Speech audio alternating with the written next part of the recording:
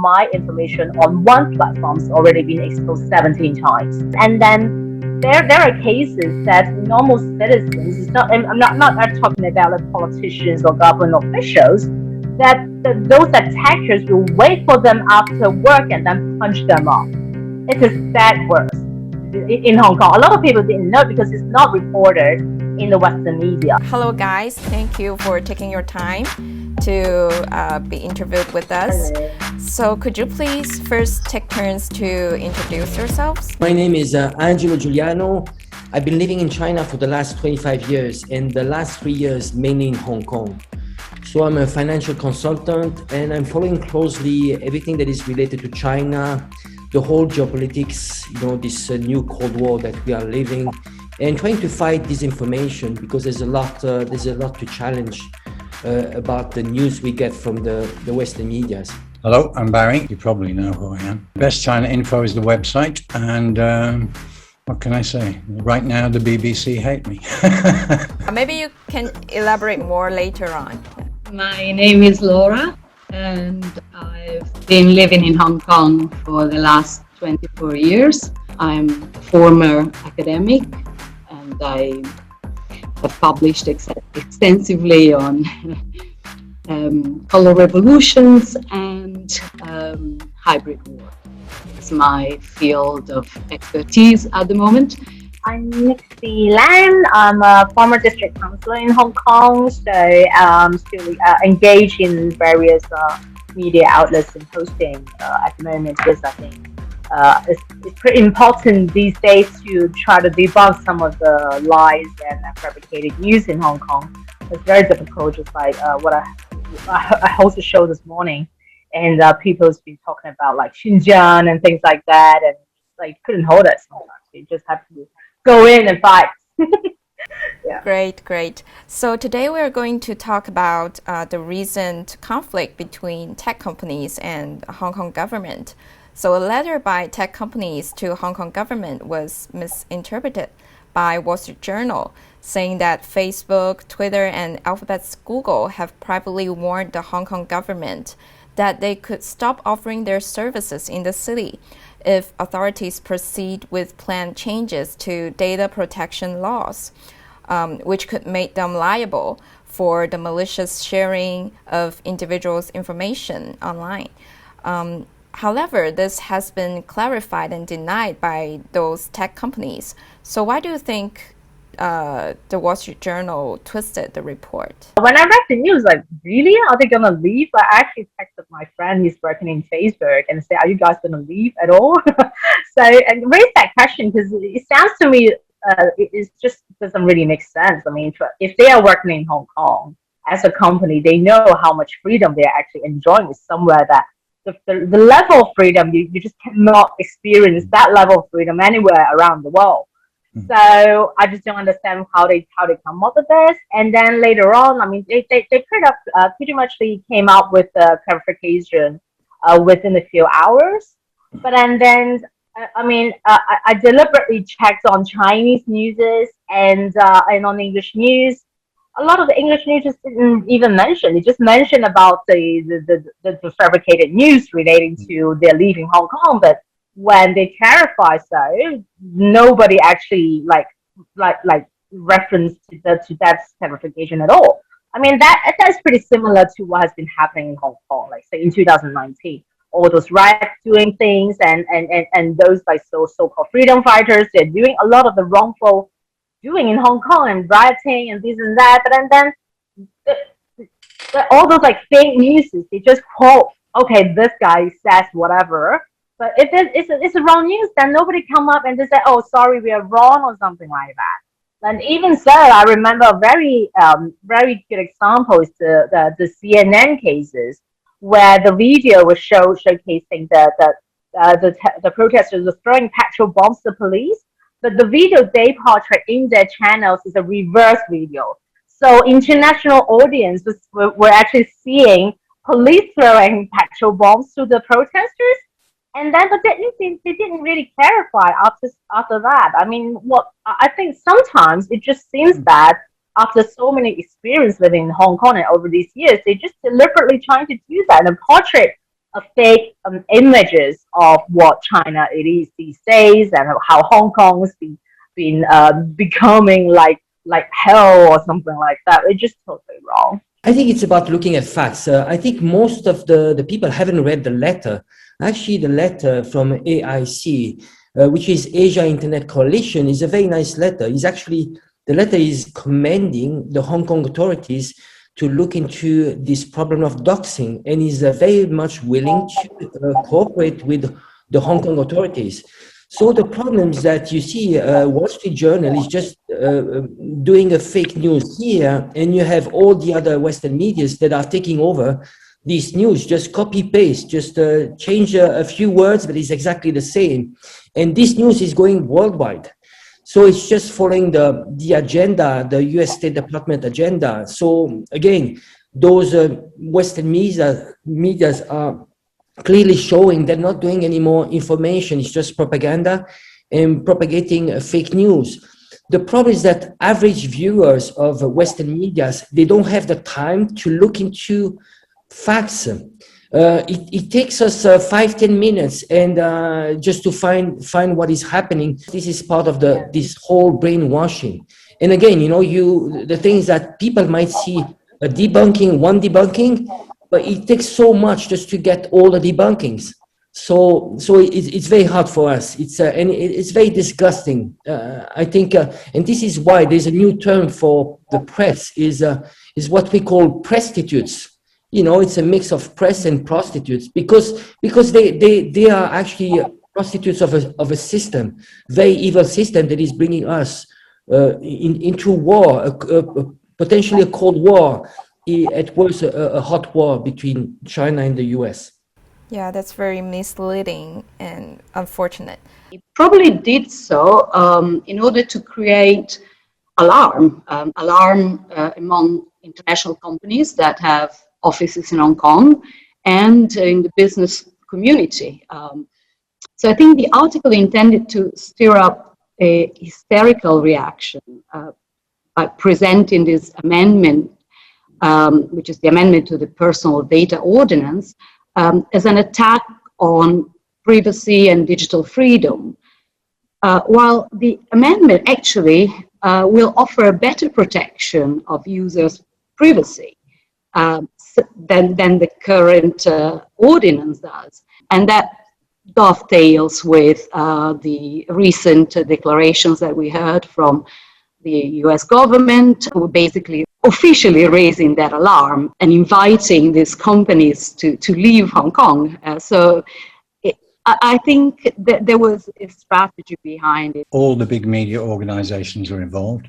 And it's the BBC, it's the ASPI, it's the Wall Street Journal, it's the New York Times when it suits them. And what happens is, if you can see behind, there's always several reasons. There is a strategy. One of the things that most people don't realize is that every time these kind of sound bites are delivered across the media, stocks go up, shares go down, these kind of things happen, and somebody is making a lot of money. So coming back to the topic of doxing, for those who are not familiar with the word, it actually refers to the practice of putting people's personal information online so that they can be harassed by others.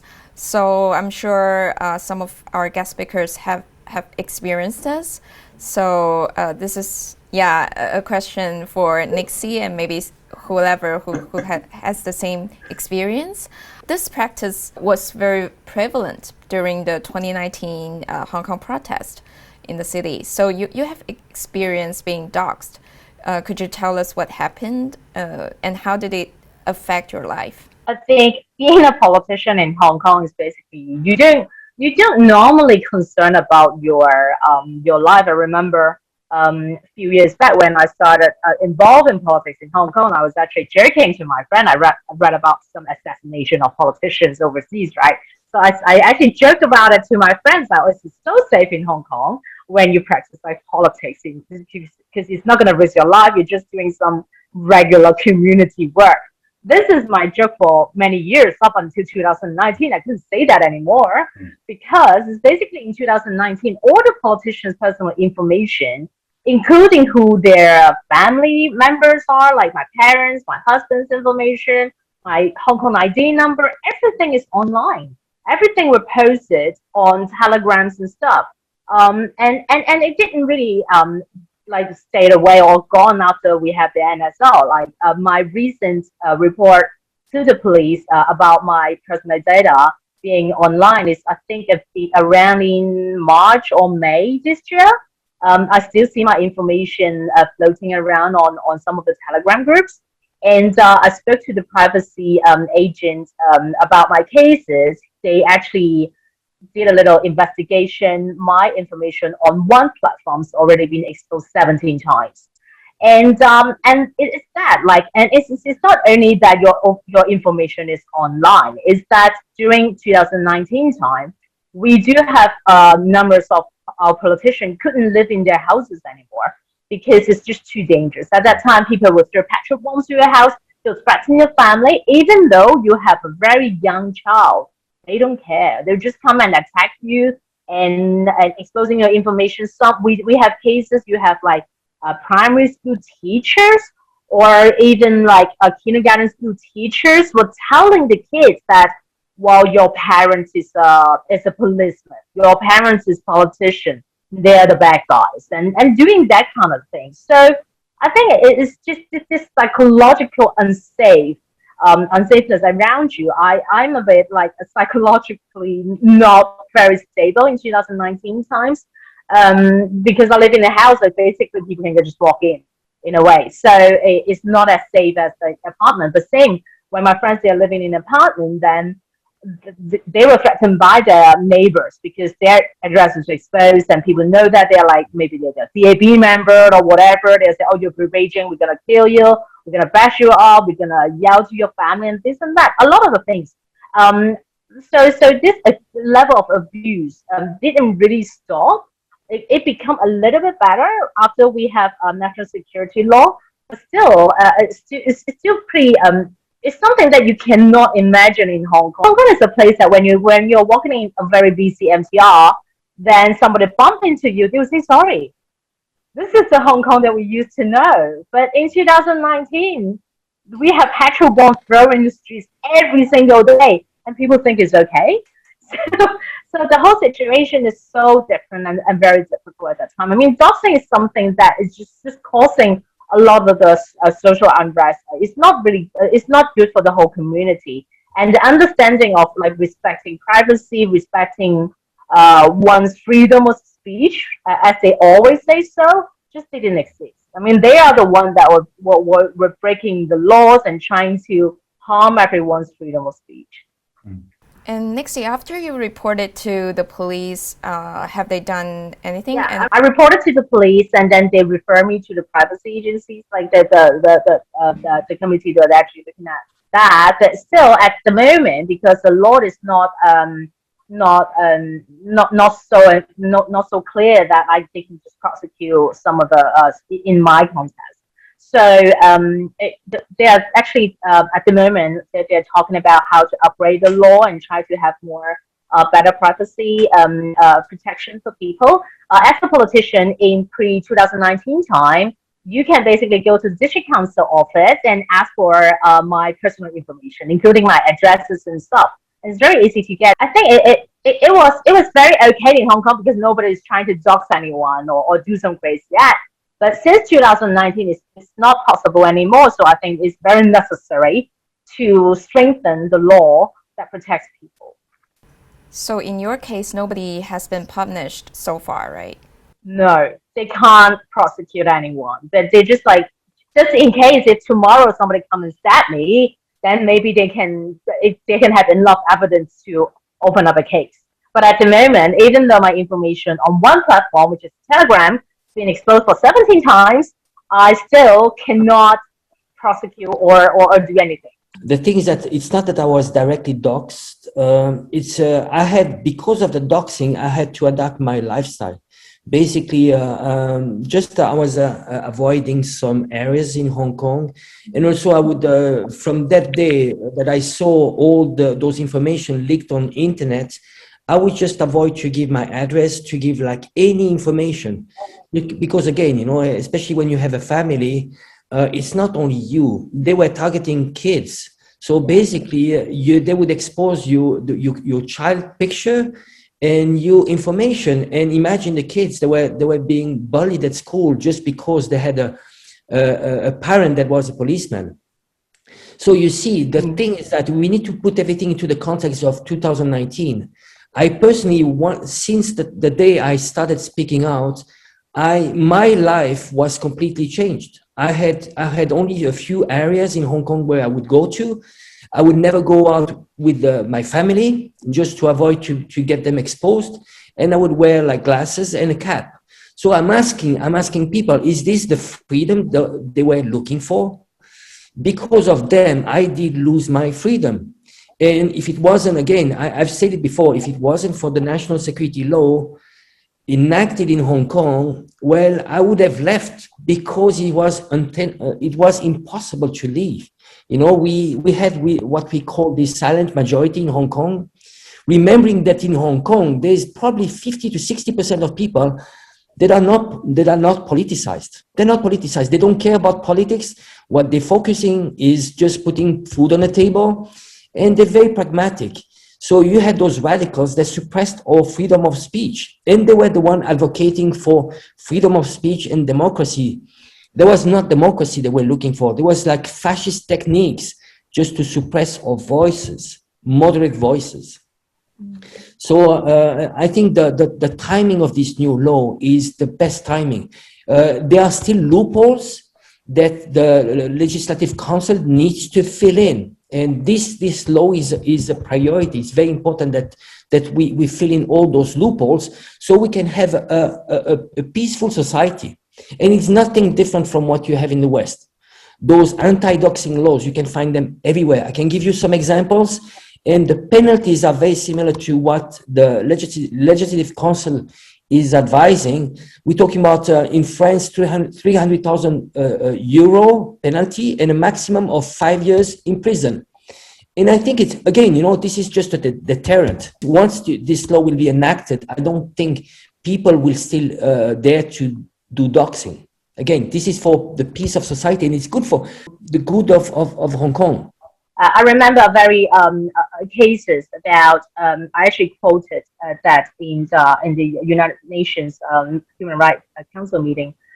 Is that at that time when we're in the riot situation, people are just afraid to actually speak up a little bit louder in the restaurant or in the cafe, because there are people saying their views, just like basic discussion, like between friends, that the people next door actually overheard, next table overheard, and then they take a snap photo of them, and then they just do doxing on that person, just regular citizens chit-chatting with a friend in a cafe. They just take a photo and just post that online, and people will attack you. They texted them, and then there are cases that normal citizens, it's not, I'm not talking about like politicians or government officials, that those attackers will wait for them after work and then punch them off. It is that worse in Hong Kong. A lot of people didn't know because it's not reported in the Western media. I think it's very important to address this sort of situation that's been happening in Hong Kong. For 1 year in Hong Kong, me and my partner, whenever we would be outside, we avoided to speak Mandarin. So can you imagine just the pressure of not speaking a language, which is a natural language that we speak at home? We stopped speaking Mandarin just because those protesters, they were targeting mainland Chinese. So you can see how evil is this movement. And it's because of this oppression that I decided to speak out, because I didn't want to live in a society that you could have your basic human right being curtailed. Yes, I remember during the 2019 protests, a journalist from Taiwan, he or she was being beaten just because of speaking Mandarin. And also like a Japanese journalist was beaten up because of their Asian face. Yes. A threat that consisted in throwing a dead rat outside my front door, so that when I opened the door in the morning, I found this rat, and I immediately reported it to the police. And it all stemmed from an article I wrote just before the national security law came into effect. And I knew that by writing that article, I would immediately be exposed by the pro-democracy camp that surrounded me, because I live in a very small community. It's a rural community, and everybody knows everybody. And after that article, I immediately became the target of these threats. And not only I couldn't figure out who had committed these crimes, because obviously threatening someone's life is a crime. But when I reported doxing and slander to the police, they said that there was nothing they could do, because the accusations were made by people hiding behind a fake Facebook account. And there was a coordinated defamation campaign. It was just a cheap shot trying to defame me and attack my reputation. You know, some of the accusations were ridiculous. You know, I was even accused of being married to a local triad member. Read that I'm married to a triad member, they may believe so. And I was again accused of having organized orgies, because, you know, as a woman, obviously they target your sexual life. You know, your sexual reputation becomes something for public discussion. A man probably would have been accused of beating his wife or raping someone. So basically, character assassination takes many forms. Unfortunately, there is not much that the police could do to protect me, because Facebook wouldn't even remove this malicious content. And, you know, if this content had appeared on a newspaper, for instance, I could have sued the author, because these allegations fall within the category of defamation and slander. But the fact that they were published on the internet, though they could reach an even wider audience than if they were printed on a newspaper, meant that I couldn't do anything about it. I mean, even policemen and policewomen were targeted by doxing, and there was nothing they could do to force Facebook to remove this information or to identify the author, because very often the author doesn't even sit in Hong Kong, is somewhere else, and is hiding behind a fake Hong Kong account. Well, I think that classifying doxing as an offense may have a deterrent effect, but only if companies such as Facebook are held accountable. But unfortunately, these US-owned social media platforms have become the new theater of war, you know, namely for information warfare. And what is taking place on these platforms is coordinated defamation campaigns, digital influence and disinformation campaigns. So it's not in the interest of these big tech companies to remove content that actually pleases their public partners.